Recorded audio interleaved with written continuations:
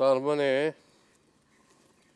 আপনি বলতে চাচ্ছেন যে সামনের নির্বাচনে আমি মধু ব্যাপারীকে সাপোর্ট করি? স্যার, আমি আপনাকে বলছি বিষয়টা নিয়ে একটু ভাবুন। গ্রামের মানুষ একটা পরিবর্তন চায়। তাছাড়া আপনি তো রাজনীতি বিষয়ে একেবারে মুখ ফিরিয়ে রয়েছেন। গ্রামের মানুষ চাইছে যে এই বিষয়ে একটু আপনি ভাবুন। মুনসুর চেয়ারম্যান নানা রকম অনাচারে গ্রামের যুবক সমাজকে একেবারে ধ্বংস করে দিচ্ছে। না, কিন্তু তার মানে এই না যে এটার সমাধান হচ্ছে মধু ব্যাপারী। আপনারা যোগ্য লোক খুঁজে বের করুন। যোগ্য লোক কাকে বলবেন স্যার? প্রতিদ্বন্দ্বিতা করতে হলে একজন শক্ত লোক প্রয়োজন।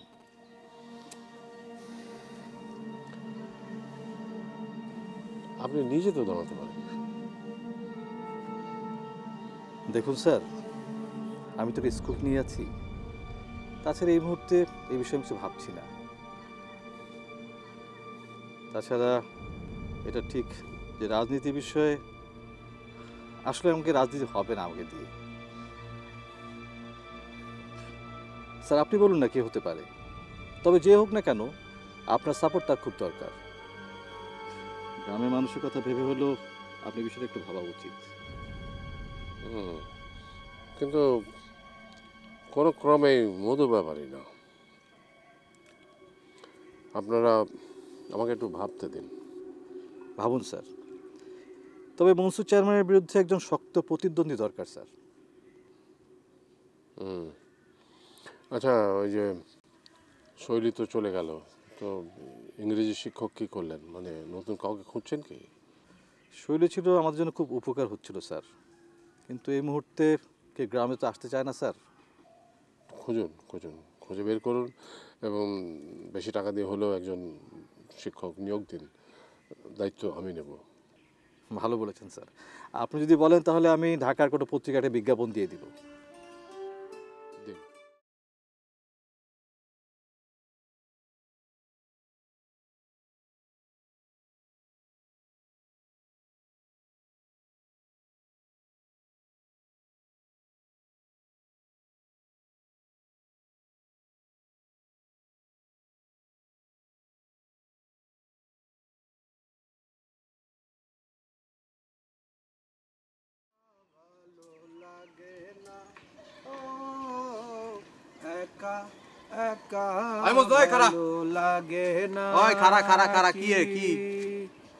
কথা কানে যায় না? রতন কি শুরু করছে এগুলা? রতন আবার কি করলো? রতন নাকি ইলেকশন করবে, চেয়ারম্যান হইব। হ্যাঁ, কি কস বেটা? আমি তো জানি না। আছে নাকি? অ্যাক্টিং করস? হ্যাঁ, রতনের কথা তুই জানিস না, এটা আমার বিশ্বাস করতে হইব। হ্যাঁ, এটা একটা কথা। কি মানে বুঝলাম না, মানে কি শোন, কইতে চাইতেছিস তুই? অত কিছু বুঝতে হইব না। তুই রতন রে বুঝায় কবি যে খালি লাফালাফি করলে আর ওই ঘরে বসে স্বপ্ন দেখলে পলিটিক্স কি জিনিস। আর তুই তো আমার মেবার ক্ষমতা জানো, সারা গ্রামের মানুষ জানে, সবাই জানে আমার ক্ষমতাও জানো। হ্যাঁ হ্যাঁ হ্যাঁ, তোর ক্ষমতা তো ওই যে ওই দিন যে মিমো তোরে ওই যে আরে অনদাগ আরে খেপস কে? কানের নিচে একটা দেবো। ফাইজলামি করছ আমার সাথে? আমি কি করলাম?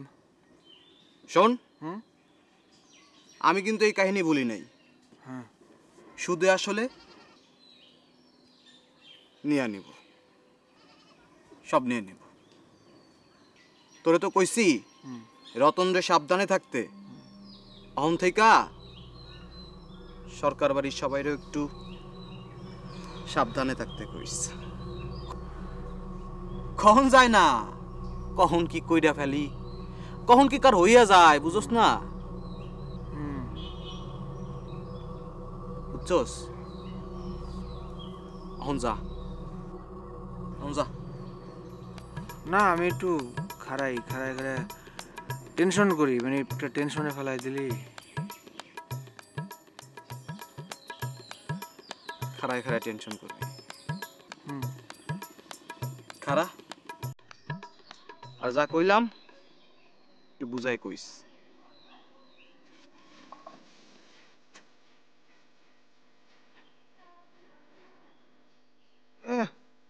আইছে ফাজিল একটা, ডান গালা দিছে, বাম গালা একটা দিলে শিক্ষা হয়ে যাব। বেদ্যপ।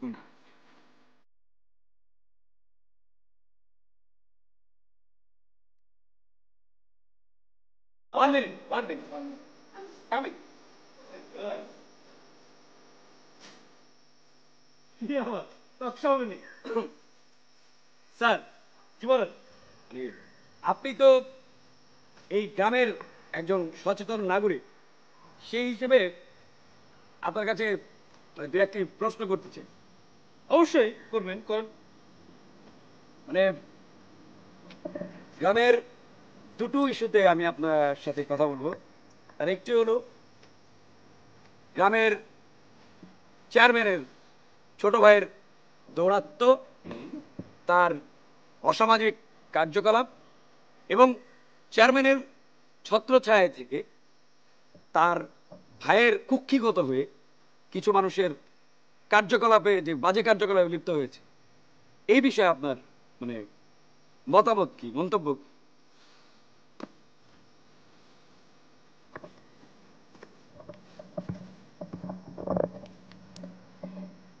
No comment.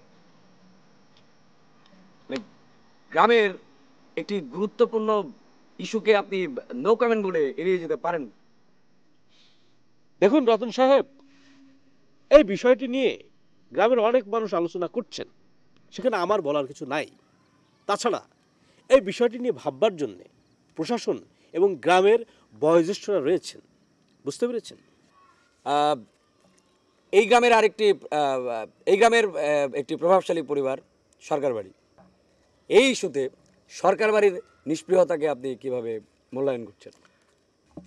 আমার মন্তব্য হচ্ছে, গ্রামের সরকার পরিবার একটি ব্যবসায়ী পরিবার। তারা এই গ্রামের অর্থনৈতিক অবকাঠামোতে দারুণভাবে উন্নতি সাধন করছে এবং তাদের প্রতিষ্ঠানে অনেক মানুষ কাজ করছে, কাজ করে জীবন ধারণ করছে। আমার মনে হয় গ্রামের যে দায়বদ্ধতা, সেই দায়বদ্ধতাই সরকার পরিবার দারুণভাবে সক্রিয়। তার মানে আপনি বলতে চাচ্ছেন যে এই পরিবারের রাজনৈতিক সামাজিক কোনো দায়িত্ব নেই? অবশ্যই আছে। শুনুন, সরকার পরিবারের একজন ব্যবসায়িক প্রতিনিধি হিসেবে আমি বলতে চাই, সরকার পরিবার প্রশাসনের উপর দারুণভাবে আস্থাশীল। বাচ্চু সাহেব, এইবারের আসন্ন নির্বাচনকে ঘিরে আমি আপনাকে কয়েকটি প্রশ্ন করতে চাই। জি করুন প্লিজ। আপনি কি মনে করেন যে বর্তমান চেয়ারম্যানের প্রতিপক্ষ হিসেবে মধু ব্যাপারীকে আপনি কিভাবে মূল্যায়ন করছেন? দেখুন, আমার যেটা মূল্যায়ন সেটা হচ্ছে এরকম যে বর্তমান চেয়ারম্যান মনসুরের খুব শক্ত প্রতিপক্ষ হবে এই মধু ব্যাপারে। হ্যাঁ, মধু ব্যাপারী খুব ধুরন্ধর লোক, কিন্তু আপনি মানে বাচ্চু সাহেব, এই গ্রামের মেধাবী বা সচ্চরিত্রবান এমন কোনো মানে ক্যান্ডিডেটকে কি আপনি পছন্দ করেন যে হচ্ছে মানে এই নির্বাচনের জন্য যোগ্য প্রার্থী? এরকম কি কাউকে ভাবছেন আপনি? রতন, তুই কি আসলে খুব সিরিয়াস নাকি? হ্যাঁ, আমি মানে খুব সিরিয়াস। আমি নির্বাচনটা বন্ধ করতে চাই। মানে তুই শুধু মানে সরকার কাকারে একটু বুঝায় বলবি, সরকার কাকারে বুঝায় বললে দেখবি গ্রামের মানুষ সব মানে হুড় হুড় করে আমার সাথে আসবে। আর গ্রামের মানুষ তখন ডিসিশন নিবে যে আমি যোগ্য প্রার্থী কিনা। বন্ধু তুই শুধু সরকার কাকারে একটু বুঝায় রাখিস। আচ্ছা ঠিক আছে, আমি আমার মতো করে বলবো, কিন্তু তুই নিজে একটু সরকারের সাথে কথা বলিস, ঠিক আছে? বন্ধু আমি সরকার কাকারে বলবো, কিন্তু তুই কিন্তু বন্ধু আমার লগে থাকিস। নির্বাচনে ধর যে তোর মতো একজন মেধাবী চাকরিজীবী মানুষ যদি আমার সাথে থাকে, সেই ক্ষেত্রে কিন্তু গ্রামের মানুষ খুব বেশি উদ্বুদ্ধ হবে, বুঝছিস না? না হ্যাঁ, এই বিষয়টা নিয়ে আমার মনে হয় সরকারের সাথে সাথে আমার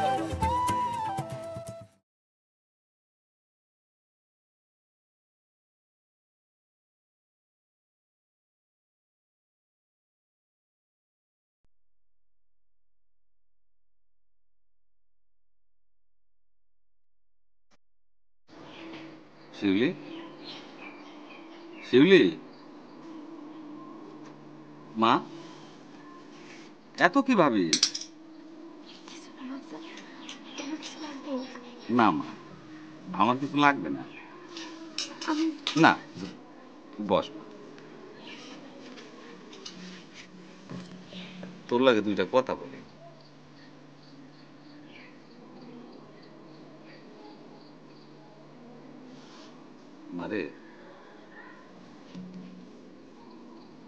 তোর মা বাইসে থাকলে আমার একার এত চিন্তা ভাবনা করুন লাগতো না।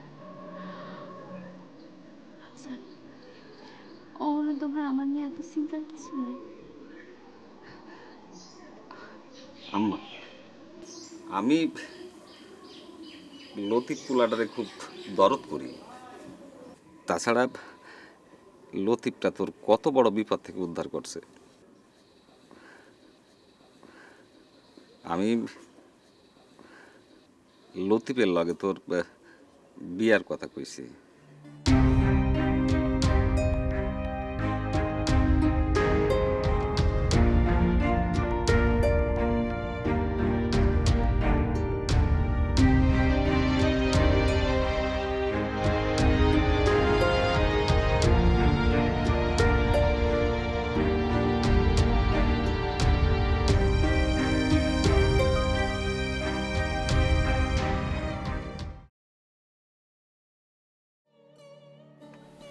আরে জামাই বাবু যে, হ্যাঁ কেমন আছেন? জি ভালো। আর আপনি কেমন আছেন? আমি ভালো আছি। আপনি আমাকে গ্রামের মানুষের নিয়ে কত চিন্তা ভাবনা করেন, অথচ দেখেন আপনার সাথে ভালো করে আলাপই হইল না। চলেন আমার বাড়িতে চলেন। আজকে না, আরেকদিন যাব। আরে জরুরি কাজ না থাকলে আজকে চলেন না। না, আমি তো একটু হাঁটছিলাম, ওই যে হেঁটে হেঁটে গ্রাম দেখতে আমার ভালো লাগে। বাহ, খুব ভালো তো। তাহলে আমিও হাইটে হাইটে আপনার সাথে গ্রাম দেখবো। আমার সাথে হাঁটতে আপনার ভালো লাগবে?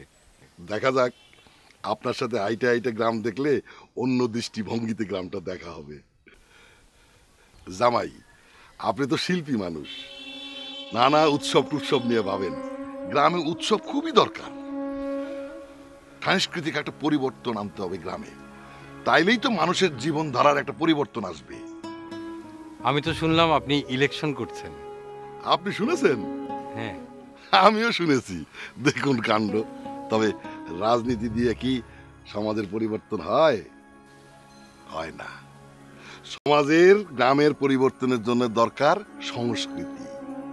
মানুষের আসল সত্য হইল সংস্কৃতি, সাহিত্য, এইগুলা। আপনি তো সুন্দর করে কথা বলেন। আপনি কি মনে করছেন আমি ওই মুন্সি চেয়ারম্যান মতো আনকালচার? না, আমি সাহিত্য পড়ি, সিনেমা দেখি। সেটা তো খুবই ভালো।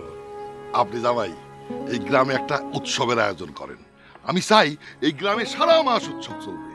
এই গ্রামে যারা বসবাস করবে তারা হবে সবাই সুখী মানুষ, তাদের মুখে সবসময় হাসি থাকবে। শহর থেকে লোকজন আমাদের এই সুখী গ্রামের সুখী মানুষদের দেখতে আসবে। আপনি তো ভালোই কল্পনা করতে পারেন ব্যাপারী সাহেব। আমিও একসময় সাহিত্য রচনার চেষ্টা করেছিলাম। এই যে চলেন চলেন আপনার সাথে হাঁটি। জি। আচ্ছা, আচ্ছা।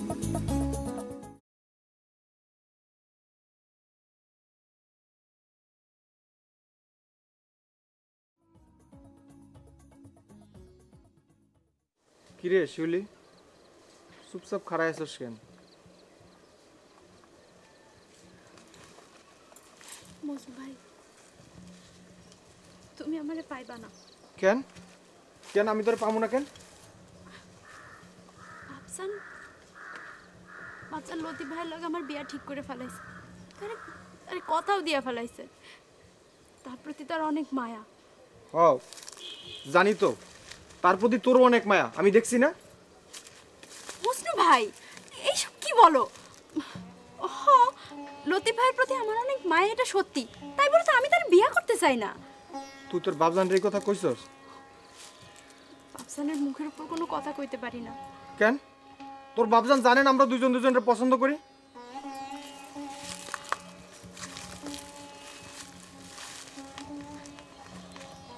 আফসান তোমার লগে আমার বিয়াতে রাজি হইব না। কেন? আমার বাপ খুন করে জেল খাটতেছে এই জন্যে? আমার গায়ে খুনে রাখতো এই জন্যে? মজনু ভাই, তুমি তুমি শুধু শুধু বাপজানের ভুল বুঝতাছো। আচ্ছা, তুমি তুমি লতিফ ভাইয়ের লগে তোমার আমার ব্যাপারটা বুঝাই কইতে পারো না? শিউলি, আমি যদি তোরে না পাই তাইলে যে আমি কি করবো তার কিন্তু কোনো ঠিক ঠিকানা নাই। মজনু ভাই,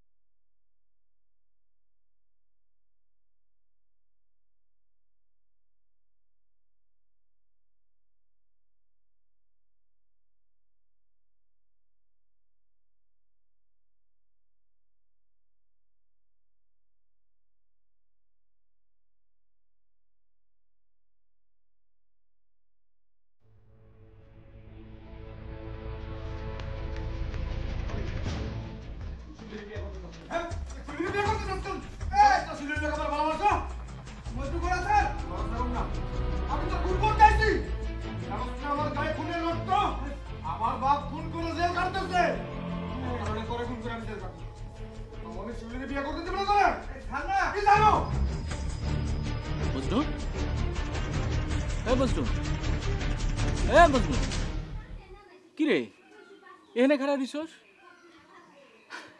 আমি তো তোর কাছে যাইতেছিলাম। কি জন্যে? চল যাই, বসি, আয়।